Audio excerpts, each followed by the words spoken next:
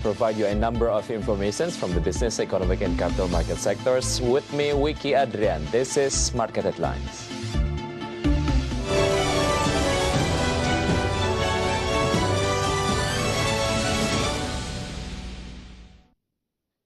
"2020 was over, but yet government failed to spend whole 2020 National Economic Recovery Budget or Program Budget. Minister of Finance said government had realized 579.78 trillion rupiah, or only 83.4% of the total ceiling of 695.2 trillion rupiah.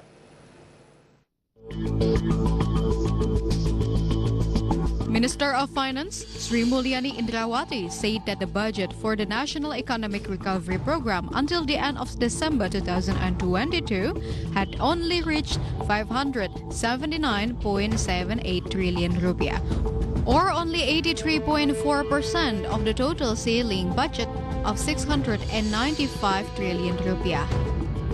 Program PEN yang telah terrealisir sebesar 579,78 triliun atau 83,4% dari total yang tadi dianggarkan. Dan masih ada silpa sebesar 50,94 triliun. Yang ini kita earmark untuk diluncurkan tahun 2021 termasuk the realizations of 579.78 trillion rupiah covers health sector that absorbed 60.51 trillion rupiah, social protections program that absorbed 220.39 trillion rupiah, and local government absorbed 866.59 trillion rupiah. Then in the business sectors, SMEs assistance absorbed about 112.44 trillion rupiah, corporates financing absorbed 60.73 trillion rupiah, and business incentives for 56.12 trillion rupiah. From Jakarta, Rahajo Pakmo for IDX Channel. The Ministry of Finance reported the realization of tax revenue throughout 2020 only 1,070 trillion rupiah.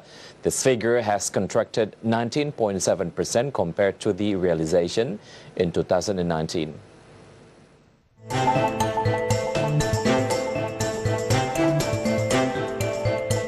2020 was the darkest year for state revenue, especially taxes. The achievement of that year was only 1,070 trillion rupiah, or contracted 19.7% compared to the realization in 2019, which reached 1,332.7 trillion rupiah. The Minister of Finance Sri Mulyani explained that almost all business sectors experienced a deterioration in tax revenue over the past year. In a record until the end of the year, the 6 main sectors of tax revenue this year experienced contraction during 2020. The first one is the processing sector, minus 20.21% on an annual basis. The trade sector, minus 18.94%. The third one is the financial services sector and insurance, contracted 14.31%. The fourth, construction and real estate sector, minus 22.56%. Fifth, transportation and warehousing, minus 15.41%. And the sixth, mining sector that has subsided the most to minus 43% on an annual basis. Samping sektor dari ekonomi yang memang mengalami penurunan, kemudian insentif memang diberikan, keterbatasan dalam rangka pelaksanaan ekstensifikasi dan intensifikasi sebetulnya yang merupakan elemen juga yang membuat shortfall pajak itu menjadi muncul. Mungkin sekedar informasi aja Mas Yusuf tadi ya, bahwa insentif yang diberikan oleh pemerintah di tahun 2020 itu sekitar 56 triliun rupiah. The Ministry of Finance itself in early 2020 was targeting revenues to reach 1,442.6 trillion rupiah, but in realization it was only 1,070 trillion rupiah. Consequently, the state budget deficit has exceeded 6% of GDP throughout 2020. From Jakarta, Raharjo Patmo for IDX Channel. Minister of Finance Sri Mulyani noted that several Indonesia's macroeconomic indicators missed the initial assumptions stated in the 2020 state budget. One of Indonesia's macroeconomic indicators that is very obvious is inflation. Currently, inflation on an annual basis is 1.68%. Meanwhile, the initial inflation assumption for this year is 3.1%. Likewise, with the rupiah exchange rate, rupiah is now in the level of 14,588 per US dollar. In fact, the initial assumption was 14,400 per US dollar.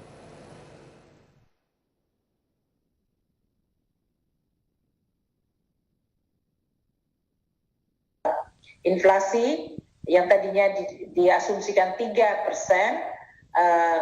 pada akhir tahun mencapai 1,68%. Tingkat suku bunga SPN yang tadinya 5,4% untuk yang 3 bulan, realisasi. Market Lens will be right back after the break. Stay tuned.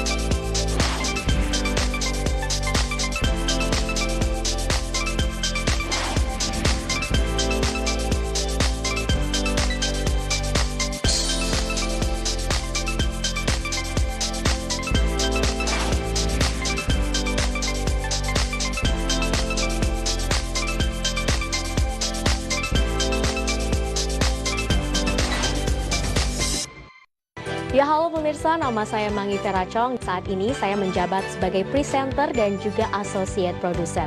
Saat ini saya membawakan program IDX Conversation Closing, di mana di program tersebut saya menganalisa isu-isu ekonomi yang menarik, baik dari luar negeri maupun juga dari dalam negeri.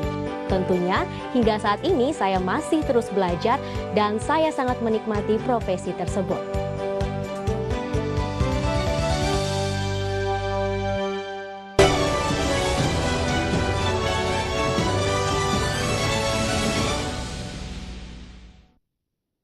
Welcome back. To suppress the spread of COVID-19, the government announced to tighten large-scale social restrictions, or PSBB, in a number of provinces in Java and Bali.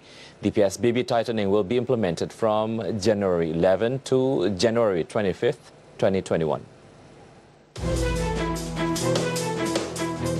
To suppress the spread of COVID-19, the government announced to tighten large-scale social restrictions, or PSBB, in a number of provinces in Java and Bali.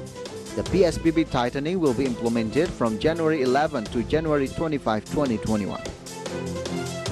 The government's decision was conveyed directly by the chairman of the Committee for Handling COVID-19 and National Economic Recovery, Erlangga Hartarto.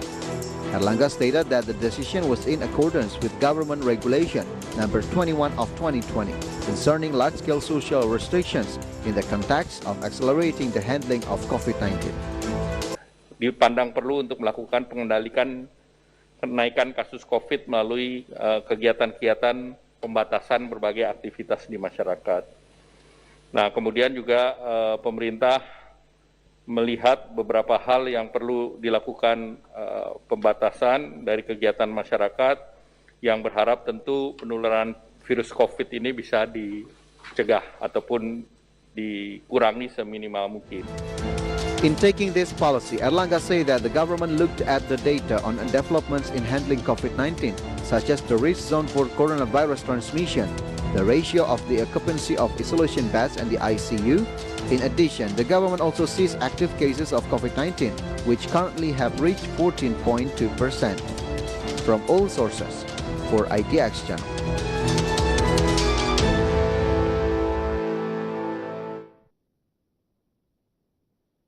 The government has set large-scale tightening of social restrictions in a number of provinces in Indonesia. Java and Bali are the main targets. But in which cities and districts do these restrictions apply? And what are the parameters used by the government? Let's take it through the next graphic. This is the implementation of tight, large-scale social restrictions. Will be implemented in 11th till 25th January 2021. In Banten, the PSBB or the tight PSBB will be implemented in Tangerang City, Tangerang Regency, South Tangerang City. Meanwhile, in Jakarta, all cities will be following the implementation of tight, large-scale social restrictions. In West Java, we have Bogor, Depok, Bekasi, Bandung, Cimahi. Meantime, in Central Java will be implemented in Semarang, Solo, and Banyumas.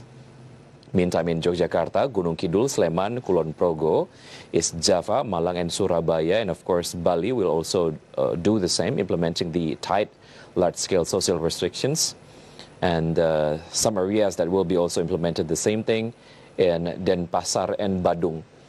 The coordinating minister for the economy, who is also chairman of the Committee for Handling COVID-19 and National Economic Recovery, Erlangga Hartarto, in his statement revealed that the policy was taken because the government was referring to data on developments in handling COVID-19, such as the risk zone for coronavirus transmission, the occupancy rate of isolation beds and ICU, as well as active cases of COVID-19, which currently have reached 14.2%. He also emphasized that the PSBB tightening doesn't mean the prohibition of activities in public spaces. And as stated by the government, the decision of PSBB tightening is based on a number of parameters. And what are these parameters? Well, check it through the next graphic. These are the main parameters of Java and Bali tight large-scale social restrictions. Occupancy rate of hospital beds above 70%, regional recovery rate below the national level, and regional active cases of COVID-19 over national cases, and regional death rate above the national level. And as an illustration, currently the hospital bed occupancy rate in Jakarta, Banten, and West Java is above 70%. Likewise, Yogyakarta and East Java also recorded a bed occupancy rate above 70%. From several parameters, a number of provinces or regions are known to fulfill at least one of these parameters. Therefore, the government stated that each governor or regional head in each province or cities will make a more detailed regulation. And viewers, regarding the tightening of PSBB, what is the scope of restricted public activities? Let's take it through the next graphic. This is the scope of tight, large-scale social restrictions implementation. First one is 75% work from home policy for offices. Teaching and learning activities are carried out virtually or online, and the essential sector continues to operate 100% with strict regulation on operating hours, capacities, and health protocols. Limiting the operating hours of shopping centers until 7 p.m. will be mandatory. Maximum dining capacity at a restaurant cafe or a cafe is 25%. Construction activities are allowed to operate 100% with the application of stricter health protocols.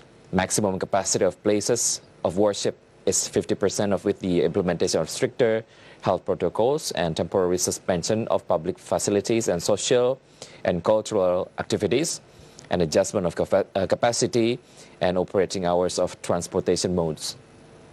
In these PSBB, we can see that government is trying to tighten the health protocols, even though in the same time, some activities are still allowed to remain operating, such as construction and the essential sectors. But one interesting thing regarding this tightening PSBB is public policy observer Agus Pambagio assessing that the PSBB policy and this restriction is too late. The reason is the number of positive coronavirus or cases in Indonesia is already high and difficult to suppress. Even though it is too late, Agus respects the government's steps and policies, but he is not sure that this PSBB step can be effective. In the law enforcement is still weak, especially from all provinces. In Java and Bali, only Jakarta and East Java have related regional regulations imposing sanctions for violators of health protocols in the form of imprisonment and vines. Meanwhile, not only tightened the PSBB to suppress the spread of COVID-19, the government has previously provided leaks related to the COVID-19 vaccination program and schedule, which will also begin this month. To more clearly know the vaccination schedule, we're going to check it through the next graphic. This is COVID-19 vaccination schedule in Indonesia. Stage 1 and Stage 2 will be implemented, or will be, or we can say they will do that in health sectors and supporting personnel and public service officers and elderly group over 60 years. Meantime, Stage 3 and 4, April 2021 to March 2022, will be given to vulnerable communities from geospatial, social and economic aspects, and society and other economic actors by using cluster approach according to the availability of vaccines. Regarding vaccinations, the government has distributed and sent the COVID-19 vaccine to various regions, where based on the plan, the government plans to vaccinate the COVID-19 vaccine on January 13th, 2021. Even President Joko Widodo is also declared to be the first person to be injected the COVID-19 vaccine, even to be continued simultaneously in 34 provinces in stages. Even though vaccination will start, the public is required to remain disciplined, as said by the chairman of BNPB, Doni Monardo, who asked the public to discipline in applying 3Ms health protocol, namely wearing face mask, washing hands, and maintaining physical distancing.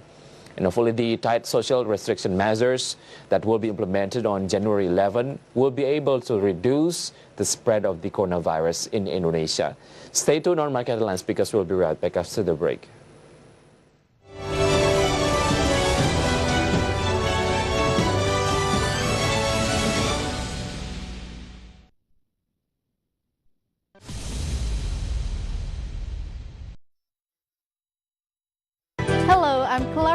I'm associate producer and news presenter on Market Headlines.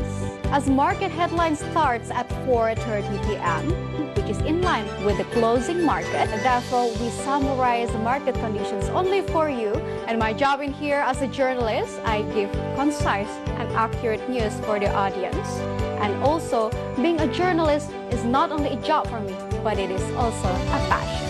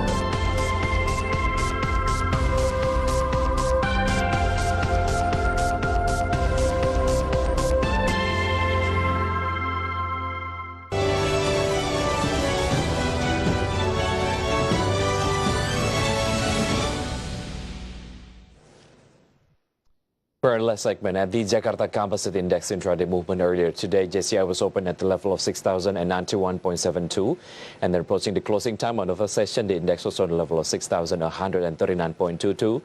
Then the index was showing strengthening trend by the second session closing time. Index was closed at the level of 6,153.63. In short, JCI went up 1.45%. And next, we're going to see the sectoral movement leading the dynamics of today's trading. We got mining as the leader of the strengthening trend that went up 5.61%. Basic industry went up 2.12%. Finance went up 1.73%. And we got Miss Industry as the leader of the weakening trend, went down 1.01%. And moving on to top gainers and top losers, here are the key highlights from today's trading session. ANTM went up 17.12% and to the level of 2,600 rupiah per share. BRIS went up 7.97% to the level of 2,710 rupiah per share. INCO went up 13.36% to the level of 6,575 rupiah per share. TINS went up 13.08% to the level of 1,815 rupiah per share. Meantime, the top losers for today's trading, we got ASA International went down 1.22% to the level of 6,075 rupiah per share. KF went down 0.62% to the level of 4,830 rupiah per share. KLBF went down 1% to the level of 1,485 rupiah per share, and BRPT went down 0.88% to the level of 1,130 rupiah per share. And next, we're going to see the intraday movement of rupiah towards US dollar. Open at the level of 13,938. Rupiah was also showing weakening trend towards US dollar. It was close at the level of 13,885. In summary, rupiah went down 0.15%. And there's still a laundry list of upcoming IPOs for 2021. One of them is Widodo Makmur Unggas. The poultry company plans to go public by this month and ready to release 5.9 billion stocks.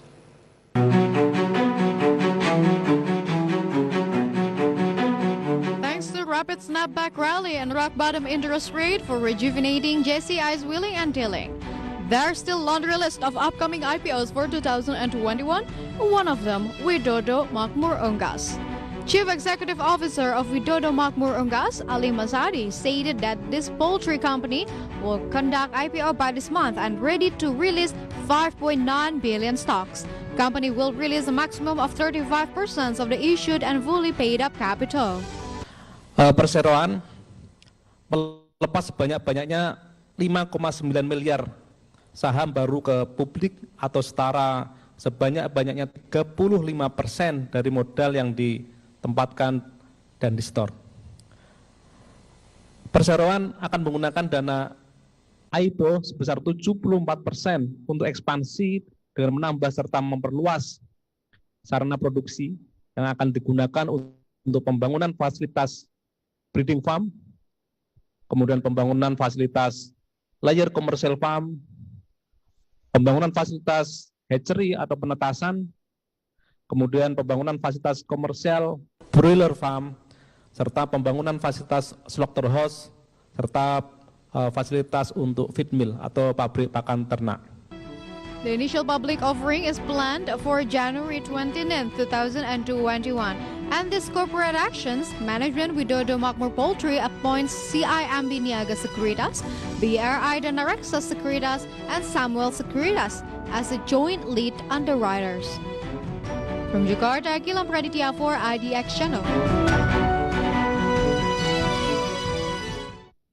Teregra Asia Energy and Waskita Karya signed the agreement on power plants development with total investment reached 12.5 trillion rupiah.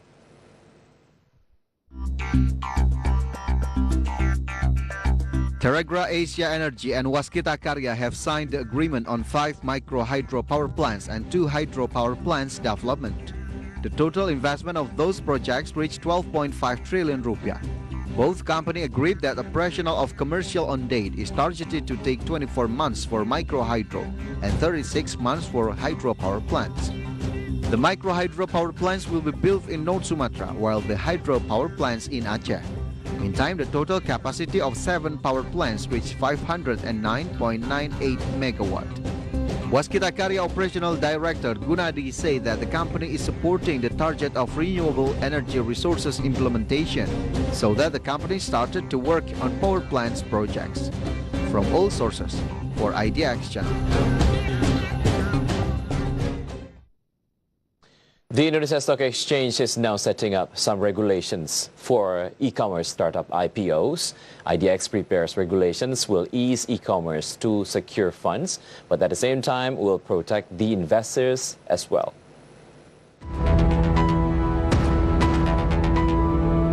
There will be potential potential blockbuster offerings if e-commerce startup go public. See such a potential, Indonesia Stock Exchange or IDX continues to encourage startup companies to conduct an initial public offering. The signal for e-commerce startups to list their shares on the IDX is getting stronger lately. Director of Listing at IDX, Gedung revealed that his party is currently conducting assessment in order to prepare appropriate regulations that make it easier for startups that will do IPO and potential investors as well. Investors will be provided disclosure regarding characteristic of the potential go-public startup. Investors tend to see the bottom line, but actually to see the startup performance, investors should look after growth opportunity as well. From all sources, IDX Channel.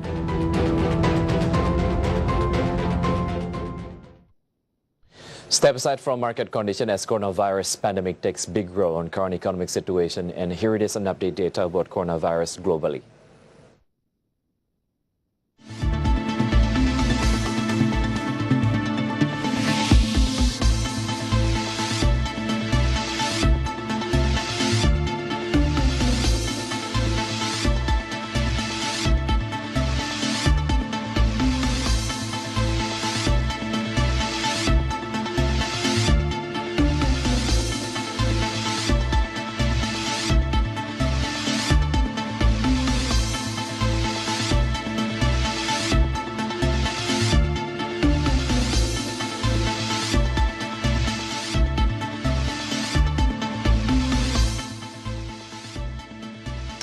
And the news close our market lines today. Please enjoy our next program on IDX Channel, Your Trustworthy Economic, Business and Capital Market Channel.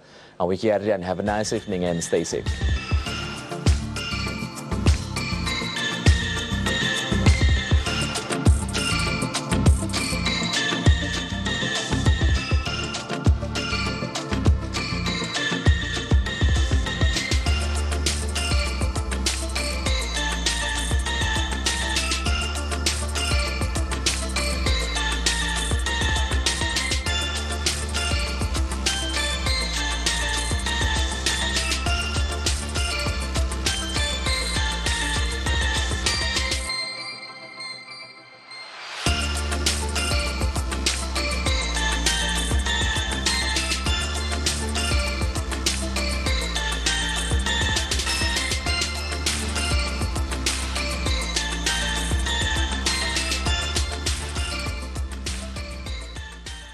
Market hari ini sudah dibuka dan menghijau begitu. Anda ada di zona positif, akankah ini terus berlanjut? Saya masih mencermati untuk saham-saham ini ya, tambangan, saham alam putra nih ya, asli kan kemarin belum naik, ini potensi naik. Sempat turun, infeksi virus corona harian di Korea Selatan melonjak ke atas 300 lagi.